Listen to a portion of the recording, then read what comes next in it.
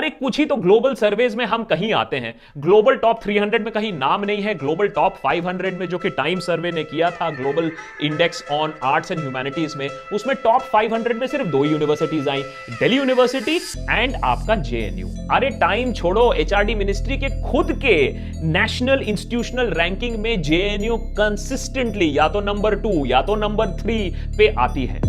तो सरकार एक तरफ खुद ही मान रही है कि ये बेस्ट यूनिवर्सिटी है, दूसरी तरफ खुद ही इस यूनिवर्सिटी को खोखला भी कर रही है, तीसरी तरफ खुद ही इस यूनिवर्सिटी के स्टूडेंट्स को पीट पीट पे सड़क पे दौड़वा रही है।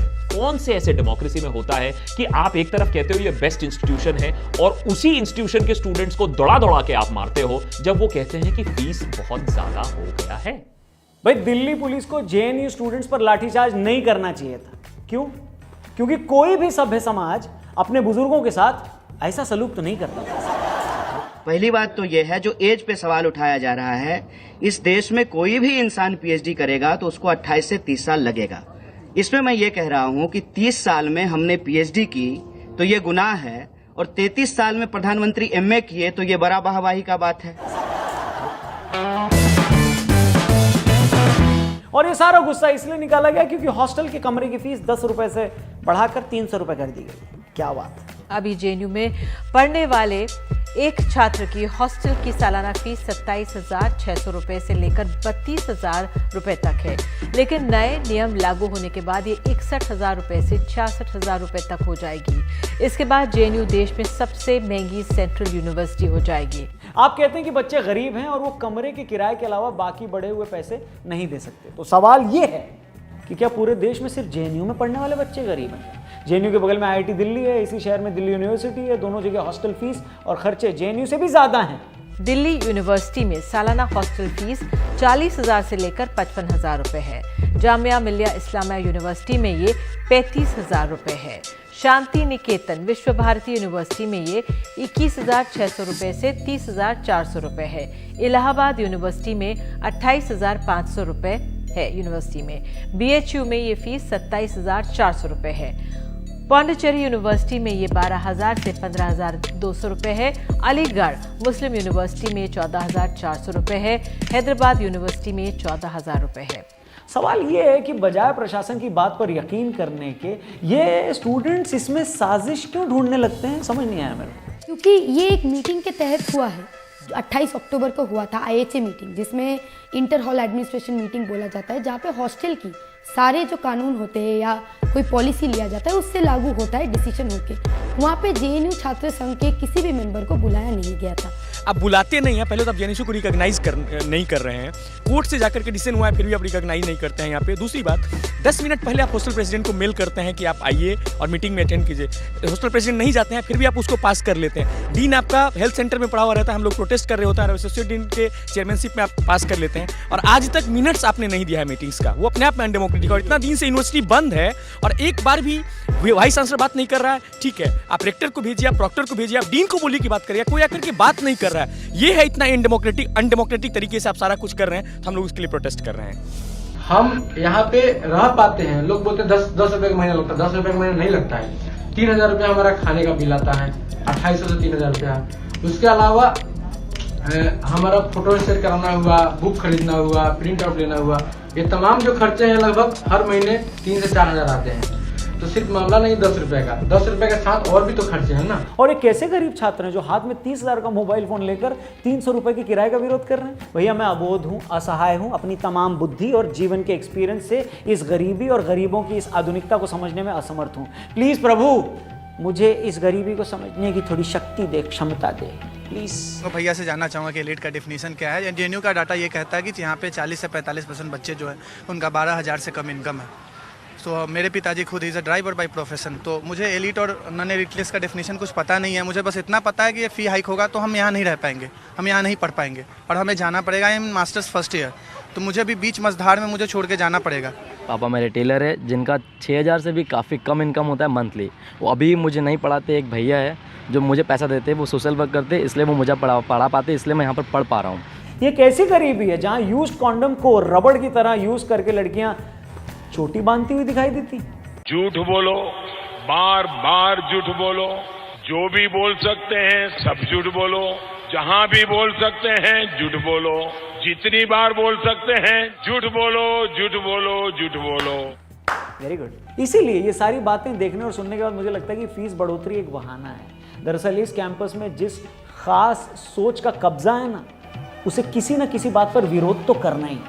सर, आपसे ये जानना चाहेंगे कि आप टीचर्स हैं, आप स्टूडेंट्स के इस प्रोटेस्ट में क्यों शामिल हो? ये प्रोटेस्ट स्टूडेंट्स के लिए नहीं है, ये पूरे देश में एजुकेशन के स्ट्रक्चर को बचाने का प्रोटेस्ट है। और जिस तरह से एडमिनिस्ट्रेशन ने स्टूडेंट्स के खिलाफ इस तरह का जो एक माहौल बनाया है, उसमें गरीब बच्चे पढ़ ही नहीं पाएंगे जेएनयू में। तो हम ये चाहते हैं कि इस देश के सभी बच्चों को पढ़ने का अधिकार होना चाहिए। इस अधिकार को लेकर जेएनयू के टीचर भी उतने ही सेंसिटिव हैं जितने स्टूडेंट सेंसिटिव है। बात सिर्फ ये नहीं है कि फीस जेएनयू में कम क्यों होनी चाहिए, बात ये है कि बाकी यूनिवर्सिटीज में इतनी ज्यादा क्यों है। हम क्या चाहते हैं अपने सरकार से? हमें थोड़ा सा इंफ्रास्ट्रक्चर दे, हमारे हेल्थ का ख्याल रखे, हमारे एजुकेशन का ख्याल रखे।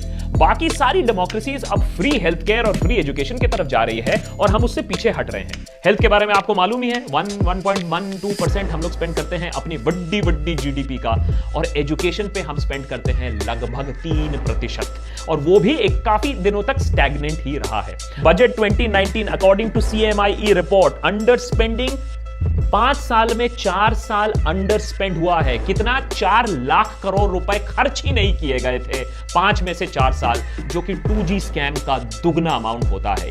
ये मुझ जैसे तुच्छ बुद्धि के शख्स के लिए समझना मुश्किल है, लेकिन इसके अलावा जेएनयू स्टूडेंट्स हॉस्टल में आने जाने को लेकर बदले जो रूल्स हैं, उसके लिए भी काफी नाराज हैं। अब वो नियम क्या है ये भी आप समझ लो। जैसे हर स्टूडेंट को रात 11:30 से पहले अपने कमरे में पहुंचना होगा। कोई भी स्टूडेंट 10:30 बजे के बाद किसी दूसरे के कमरे में नहीं जाएगा, और लड़के लड़कियां एक दूसरे के कमरे में बिल्कुल नहीं जाएंगे। इन सब नियमों पर छात्रों का यह कहना है कि ये स्टूडेंट्स की फ्रीडम को खत्म करने की कोशिश है। हम लेके रहेंगे आजादी, हमें जानबूझकर परेशान किया जा रहा है। वाह, क्या बात है। मैं फ्रीडम की एक लाइन जरूर बोलना चाहूंगी। मुझे एक चीज बता दीजिए, पूरे इंडिया में, मैं पूरे इंडिया की बात करती हूँ, क्या लड़कियां 12 बजे के बाद पूरे इंडिया में कहीं सेफली अकेले घूम सकती है? नहीं घूम सकती। बिना हैरेस्ड, बिना ईव टीजिंग के कहीं नहीं घूम सकती। मैं चैलेंज करती हूँ, क्योंकि मैं भी बिहार से आती हूँ। हम लोग 9 बजे के बाद बाहर निकलते हैं तो हमें ये कहा जाता है कि इसके घर का रवैया ठीक नहीं है, देखो 9 बजे के बाद लड़की मार्केट में घूम रही है। ये एक ऐसा कैंपस है, ये एक ऐसी यूनिवर्सिटी है जहाँ हम 12 बजे ईयरफोन लगा करके पढ़ने के बाद नाइट वॉक कर लेते हैं अकेले। 3 बजे किसी भी टाइम पे फ्रीली, एकदम जैसे एक लड़का लेट नाइट में जिस कंफर्ट के साथ बाहर घूमता है, लड़कियां भी उसी कंफर्ट के साथ बाहर घूमती है। मेरा एक कहीं कोई मोलेस्टेशन, ईव टीजिंग, हैरेसमेंट कहीं नोटिस नहीं होता। ये डर से, हमारे मन से डर निकल गया कि यहाँ कुछ होगा। हम कभी कभी अपने घर से ज्यादा सेफ फील करते हैं। ये मुझ जैसे तुच्छ बुद्धि के शख्स के लिए समझना मुश्किल है। लेकिन ये जानने के लिए कि स्टूडेंट प्रोटेस्ट इतना खास क्यों है और सरकार इससे डरती क्यों है, आपको जाना पड़ेगा थोड़ा सा एक वेबसाइट पे, NarendraModi.in, हमारे प्रधानमंत्री का पर्सनल वेबसाइट, जिसमें एक वाक्य मेंशन है दिसंबर 1973 का, जब मोरबी इंजीनियरिंग कॉलेज गुजरात में वहां के स्टूडेंट्स ने प्रोटेस्ट किया कि उनका फी हाइक हो गया था, उनका मेस बिल बहुत ज्यादा हो गया था। ये जो स्टूडेंट प्रोटेस्ट शुरू हुआ, इसको पूरे स्टेट में फैला दिया गया। इसमें बड़े बड़े लीडर जयप्रकाश नारायण इन्वॉल्व हो गए, और खुद as a young pracharak and associate of Akhil Bharatiya Vidya Parishad और ABVP, Narendra Modi joined the Nav Nirman movement and dutifully perform the tasks assigned to him. वहां वो JP से भी मिले, बहुत प्रभावित हुए नरेंद्र मोदी उनसे, और ये मूवमेंट इतना ज्यादा फैल गया, एक स्टूडेंट मूवमेंट जो इतना ज्यादा फैल गया कि अल्टीमेटली कांग्रेस की सरकार गुजरात में गिर भी गई।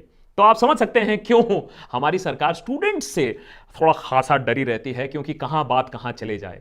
और वही स्टूडेंट मूवमेंट और वही स्टूडेंट लीडर्स हमें याद दिलाती है अरुण जेटली के बारे में भी, जो इंदिरा गांधी के टाइम पे, इमरजेंसी के टाइम पे डट के खड़ी हुई थी सरकार के खिलाफ। फर्क यह है कि उस समय उनको एंटी नेशनल टुकड़े टुकड़े गैंग नहीं बोला जाता, नहीं तो ये सारे लीडर्स हमारे आज के टुकड़े टुकड़े गैंग के मेंबर्स ही होते। देश के टुकड़ों की कथित कामना करने वालों को कम से कम देश के ही टुकड़ों पर पलने की ख्वाहिश तो नहीं रखनी चाहिए। अच्छा नहीं लगता, लेकिन अच्छा ठीक है, अब ये सारी चीजें भुला देते हैं, बोलते सब सब्सिडी खत्म करो, सरकार के पास एकदम पैसा नहीं है, ना अस्पताल में सब्सिडी मिलेगी, ना एजुकेशन में सब्सिडी मिलेगी, ना तुम्हारे भूखमरी की वजह से सब्सिडी मिलेगी, ना फार्मर को सब्सिडी मिलेगी। तो सब्सिडी मिलेगी किसको? सब्सिडी मिल रही है, जिसको मिलना है उसको सब्सिडी बिल्कुल मिल रही है। अब देख लीजिए, बिजनेस टुडे का ही ये रिपोर्ट है, इकोनॉमिक सर्वे पब्लिश्ड है, ये मैं नहीं कह रहा हूं, ये इकोनॉमिक सर्वे 2015-16 का अनुमान है। Well offs enjoying subsidies worth 1 lakh crore. तो जो क्रीमी लेयर है, जो पे कर सकते हैं, वो 1 लाख करोड़ की सब्सिडी इंजॉय करते हैं in the form of petroleum products, electricity tariff, train fares, gold and tax benefit. दूसरी बात यह है कि क्या आपको पता है कि पार्लियामेंट कैंटीन में कितना सब्सिडी है? 30 रुपए में बटर चिकन खा रहे हैं वो लोग। 3000 करोड़ के उन्होंने स्टैचूज बना दिए, वहां पे क्या टैक्स पेयर्स के मनी वेस्ट नहीं हो रहा है? अगर सरकार के पास इतनी ही कमी है पैसों की, तो ये सब फालतू के खर्च ना करें। 4000 करोड़ रुपए का एडवर्टीजमेंट देगी सरकार, पैसे निकल आते हैं। लेकिन अगर जेएनयू में स्टूडेंट पढ़ने बैठे, अगर आईआईटी में स्टूडेंट एमफिल करने जाए, अगर एनआईडी में स्टूडेंट पढ़ने की कोशिश करे, अगर एनयूएस में स्टूडेंट पढ़ने की कोशिश करे, तब उसके लिए पैसे नहीं है। ये मुझ जैसे तुच्छ बुद्धि के शख्स के लिए समझना मुश्किल है, या इस देश के 135 करोड़ जनता ही मूर्ख है? हकीकत क्या है आप खुद ही तय कर लीजिए, आप भी तो ज्ञानी हैं। इस वीडियो के सामने आने के बाद सवाल तो बनता ही है, अगर हम करें तो करें क्या, बोले तो बोले क्या? वाह मोदी जी, वाह वाह वाह। तो ये पब्लिक को चोमू समझते हो, हैं? चोमू समझते हो बे? जनता को आप मूर्ख समझना बंद कर दीजिए। इस प्रकार की बचकाना बातें किसी के गले नहीं उतरती, लोग मजाक उड़ाते हैं।